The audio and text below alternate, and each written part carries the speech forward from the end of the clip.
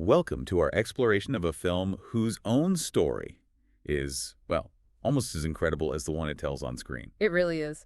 We're going to be talking about the 1994 masterpiece, The Shawshank Redemption, a journey from page to screen, and then from, a box office failure to a global phenomenon. It's a remarkable subject. The source material you've got here gives us such a comprehensive look at it, all the way from its origins as a novella to its status now as, well, the #1 ranked film on IMDb's top 250 list. And it's held that spot for years. For a very long time, yeah. So our mission today is to really unpack this whole story.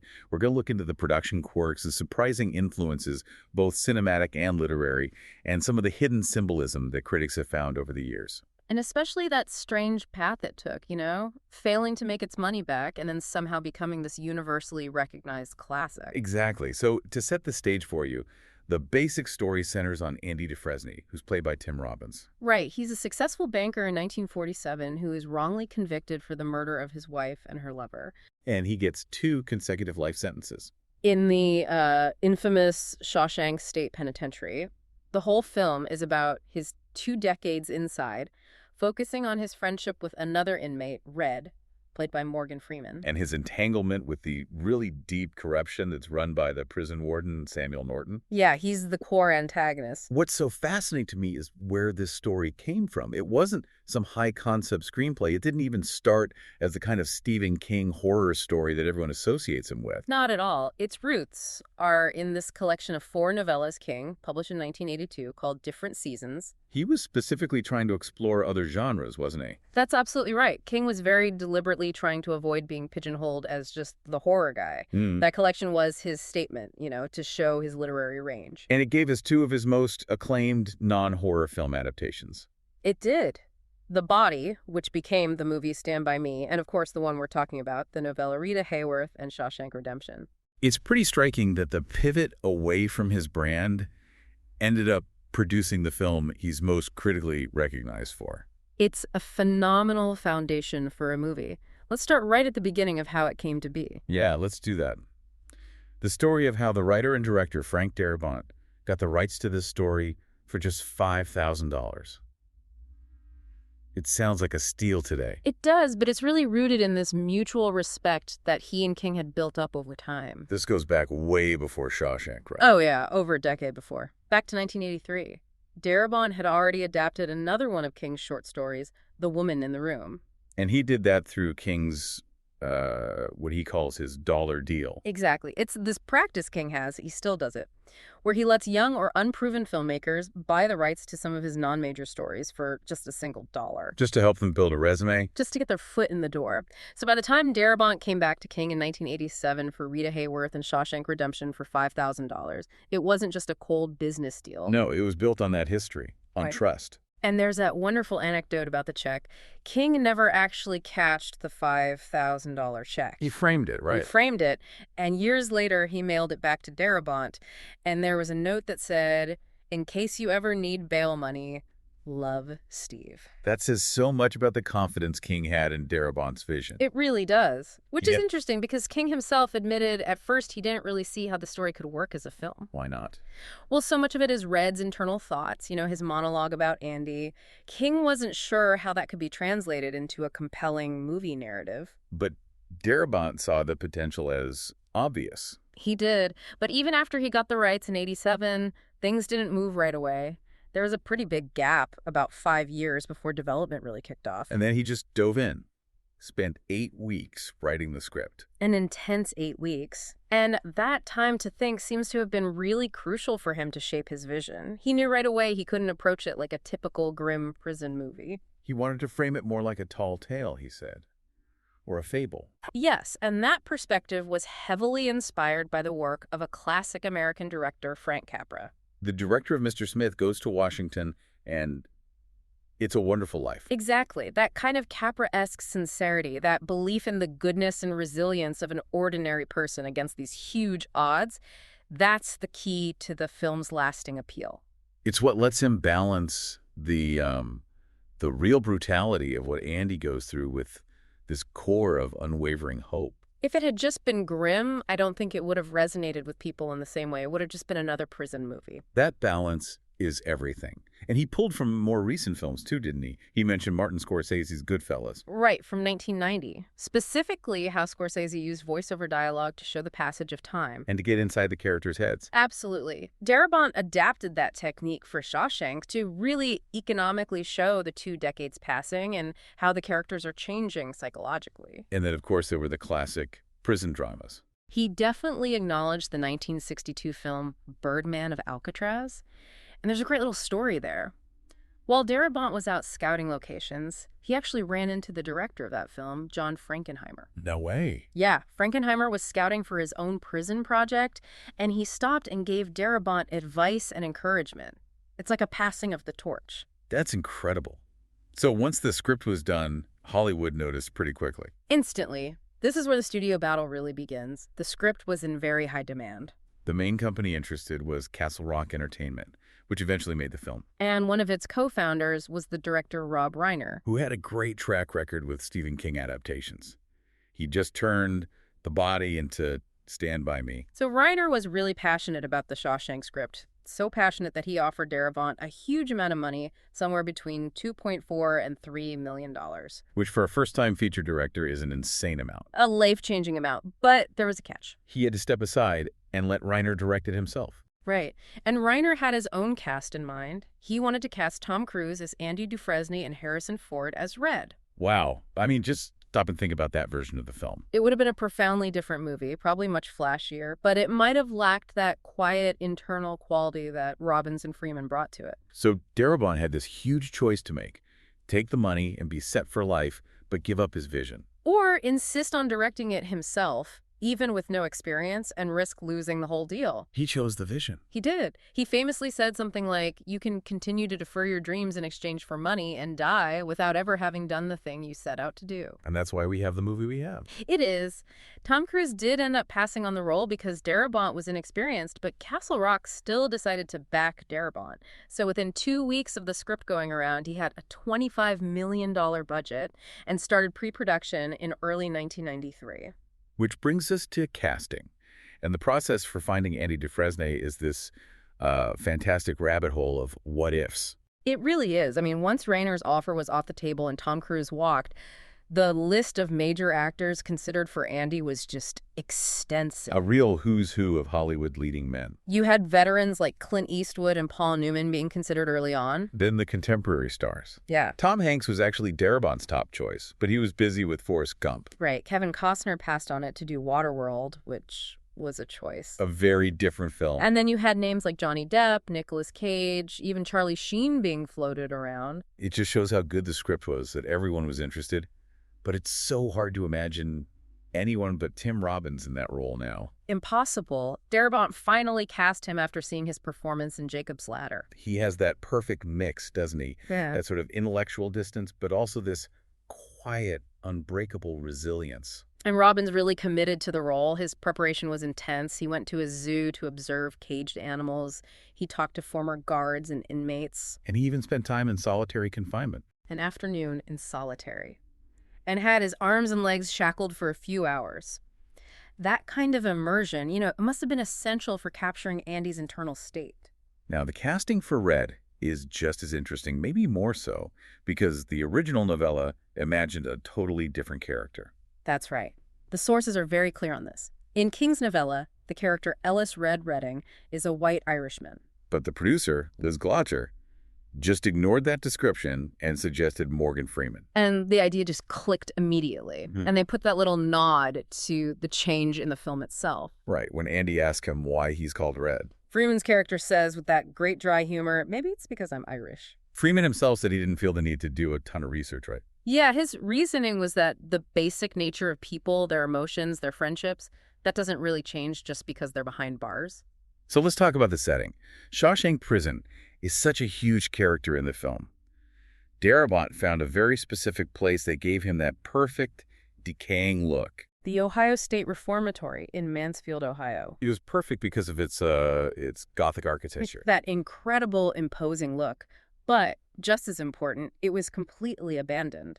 It had been shut down in 1990 because of inhumane conditions. So the production could basically take over without the huge logistical and security problems of filming in an active prison. Exactly.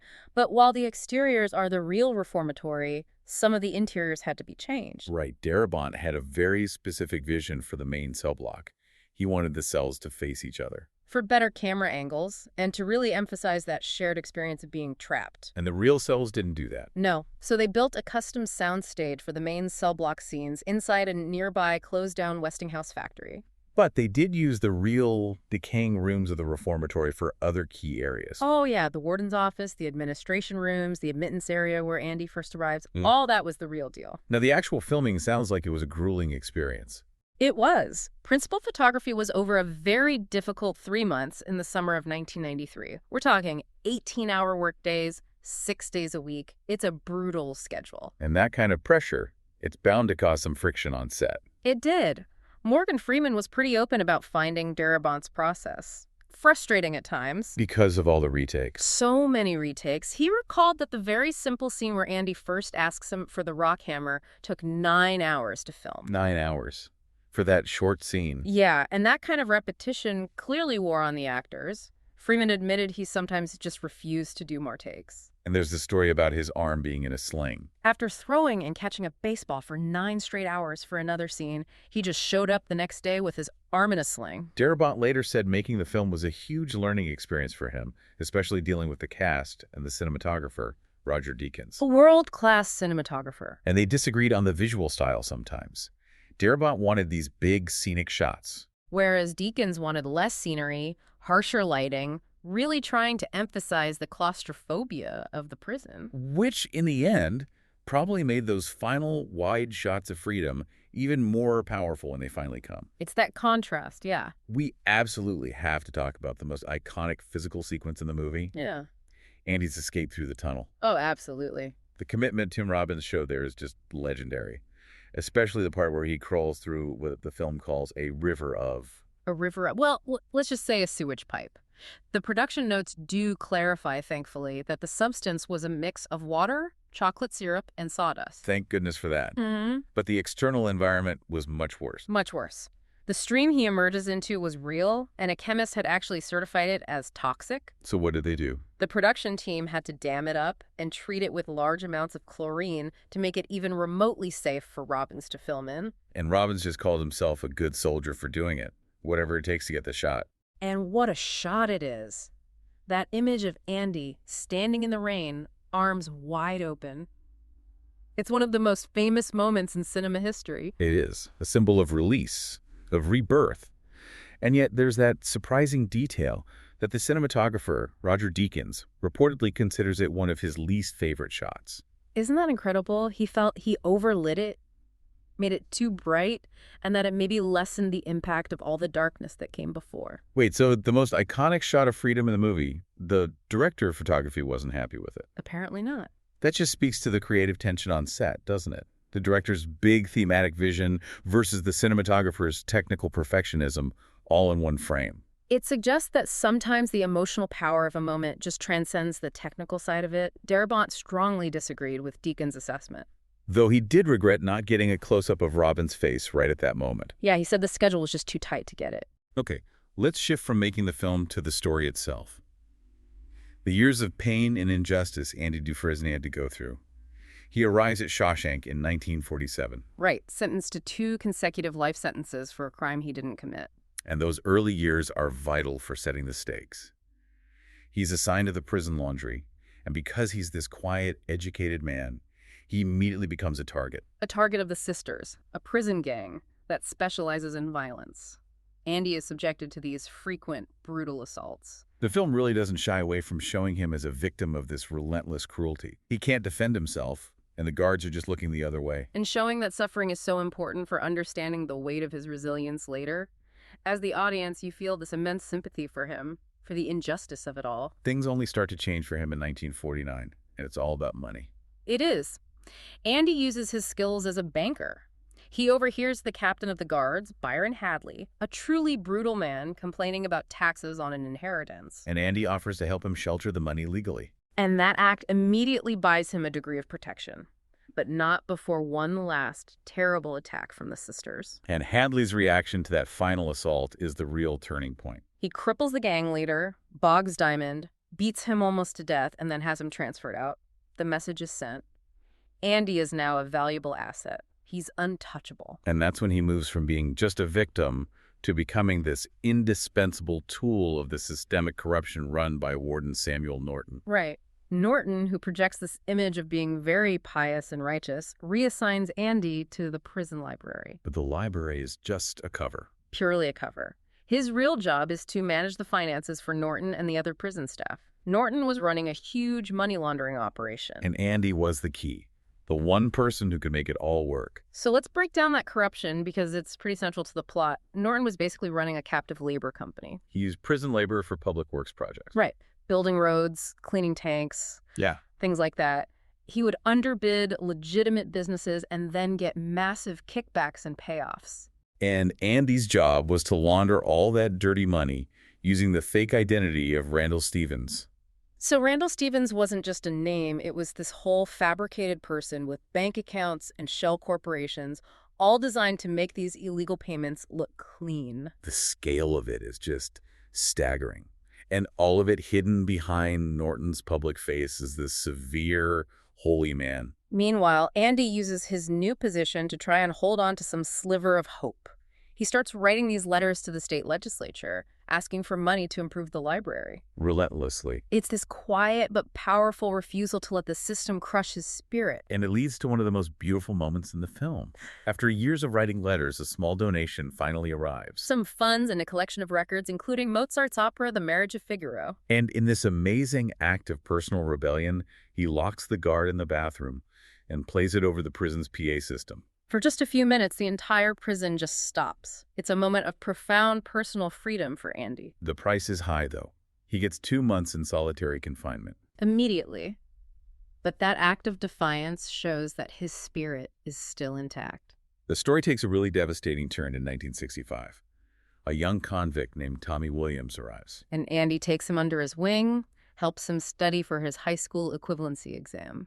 And Tommy eventually reveals something incredible. A former cellmate of his confessed to the very murders Andy was convicted of. This is it, the moment of maximum hope for Andy. He goes straight to Warden Norton, expecting that this will lead to his exoneration. But Norton refuses to help. Why? Because Andy knows too much. He knows all the details of the money laundering scheme. He knows all about Randall Stevens. If Andy walks free, Norton's entire illegal empire could collapse. Andy even promises to keep the secret if he's released, but Norton can't risk it. And the consequences are just brutal and heartbreaking. To make sure the secret dies, Norton puts Andy in solitary for 2 months, and he has Captain Hadley murder Tommy. They stage it to look like an escape attempt. So the system doesn't just uphold the injustice, it actively destroys the one piece of evidence that could have saved him. Hope is just violently snuffed out. It is. And after that, Norton threatens Andy directly. Keep doing the laundering or the library gets destroyed, your protection is gone, and you're transferred to a much worse place. The entire plot hinges on this moment, the absolute destruction of justice. When Andy finally gets out of solitary, he looks broken. The spirit is damaged, but the resilience is still there underneath. This is when he tells Red about his dream of Zihuatanejo. Right. He asks Red to promise that if he ever gets out, he'll go there to find a package Andy buried. And Red, of course, misinterprets this. He thinks Andy is suicidal. Especially after Andy asks for a length of rope. Exactly. He's terrified for his friend. This whole intense narrative, it's no surprise, it's inspired a lot of deep thematic analysis. Oh, absolutely. The film critic Roger Ebert, he argued that the movie is really a modern allegory. It's about maintaining your own self-worth and integrity inside a hopeless system. Andy's quiet integrity is the central theme. For sure. And beyond that, the sources really dig into all the layers of Christian mysticism that are woven into the story. Andy is often seen as a kind of messianic, Christ-like figure. Red, our narrator, even says early on that Andy has this aura about him that protects him from the worst parts of Shawshank. And the visual details support that reading. Think about the scene where they're tarring the prison roof. The analysis compares it to The Last Supper. It does. Andy gets beer for 12 inmates, 12 disciples, you could say, and Red describes them as feeling like the lords of all creation. It's like Jesus blessing his disciples. Even finding the Mozart record is described in the screenplay as being like finding the Holy Grail. And the villains fit perfectly into this symbolism. Warden Norton quotes Jesus directly to Andy. He says, "I am the light of the world." Basically declaring himself as Andy's savior. Or his moral authority. But that phrase is also sometimes linked to Lucifer, the light bearer, before he fell. So Norton is imposing his own law. He's acting like a tyrant god, not upholding any real law. And the source material points out that the warden's look, his sanctimonious speeches, they're often compared to former President Richard Nixon. Projecting this upright public image while running these corrupt schemes behind the scenes. It's all about that hypocrisy of power. But the ultimate theme is freedom, and that's embodied by Zihuatanejo. That Mexican Pacific Coast town, Andy describes it as a place with no memorial, a blank slate, a place where the Pacific Ocean can just wash away your sins. There's a deep philosophical idea there. The analysis suggests that Andy only starts talking about Zihuatanejo after he accepts his own role in what happened to his wife. Right, even though he didn't pull the trigger, it's accepting his own personal guilt that opens the door to this idea of paradise. And some critics, like Mark Kermode, see Zihuatanejo as a Nietzschean idea of guiltlessness. What does that mean in plain terms? It's about achieving freedom by moving beyond traditional moral laws. It's not about seeking forgiveness in a religious sense, but about wiping the slate clean of societal judgment and personal sin, a secular escape. Tim Robbins himself said that Zihuatanejo represents the escape we can find after surviving whatever jail we're in. A bad job, a toxic relationship, or a literal prison. It's that resilience. It's what the philosopher Jean-Paul Sartre called freedom, an ongoing project, not a final state. And Andy demonstrates, though, with his small acts of rebellion, like playing the music, and then with the huge 19-year project of his escape. Which brings us to the escape itself. 19 years. It's just a masterful display of patience. Let's get into the specifics. The main tool, the tiny rock hammer, he got that from Red very early on, and he hid it in his cell behind these big posters. And the posters themselves show the passage of time. It starts with Rita Hayworth, then Raquel Welch. Symbolizing that sustained, hidden effort. And the poster was key, because the last layer of the tunnel was held together by the glue from the poster. The actual escape happens in 1966. He crawls through the tunnel he spent almost 2 decades digging, and then through that raw sewage pipe. But he didn't just escape physically. He took down the entire corrupt system. He took Warden Norton's suit and shoes. The ultimate irony, wearing the clothes of his oppressor. And most importantly, he took the ledger that detailed the whole money laundering operation. All the accounts, all the transactions. The payoff is just so satisfying. He poses as his alias, Randall Stevens, and withdraws over $370,000 of the laundered money from different banks. Which, adjusted for inflation to 2024, is almost $3.6 million today. An incredible amount. Then he mails the ledger to a local newspaper. Maximum exposure. And that's what brings the whole thing down. The state police arrive at Shawshank. Captain Hadley is arrested for corruption and murder.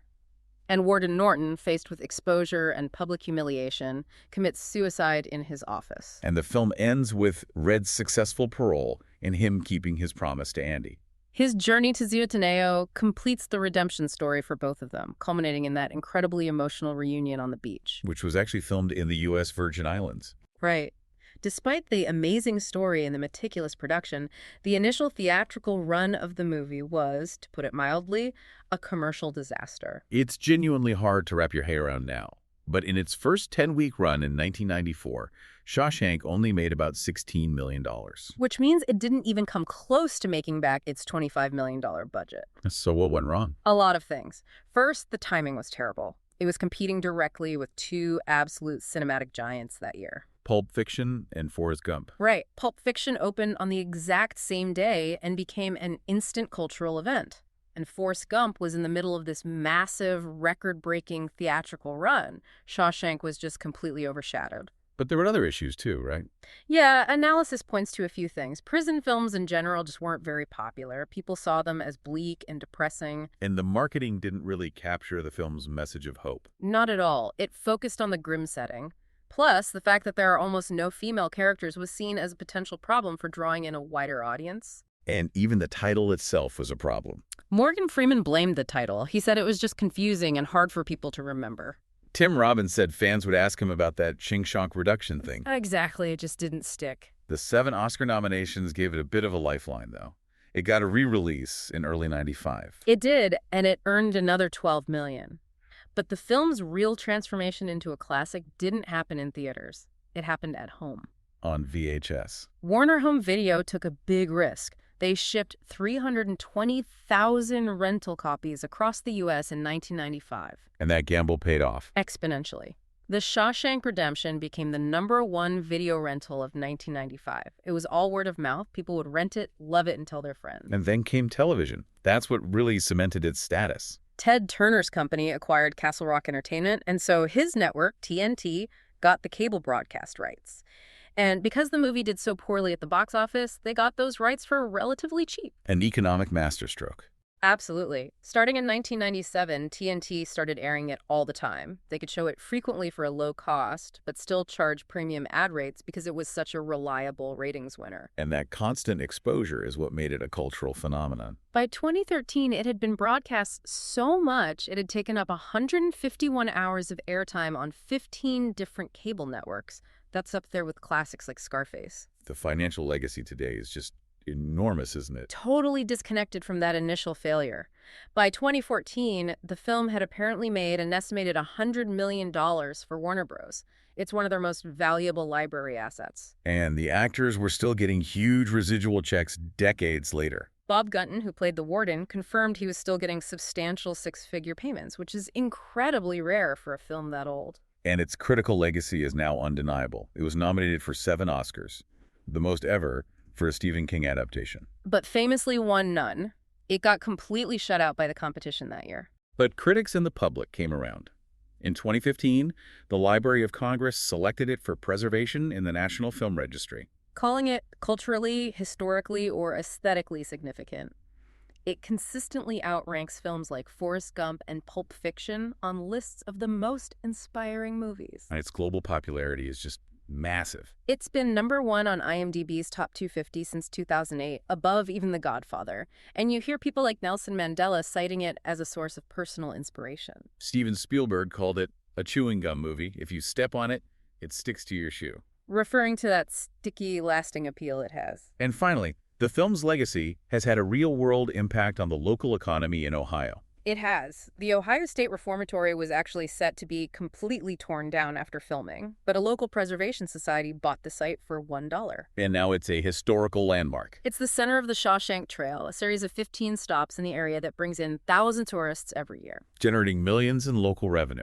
Over $16 million in 2018 alone. Those decaying, abandoned locations are now vital economic drivers for the region. Though sadly, that iconic oak tree, the symbol of hope where Andy leaves the note for Red, that's gone. Yeah, it was split by lightning in 2011 and then completely felled by strong winds in 2016. But its remains were actually salvaged and turned into memorabilia.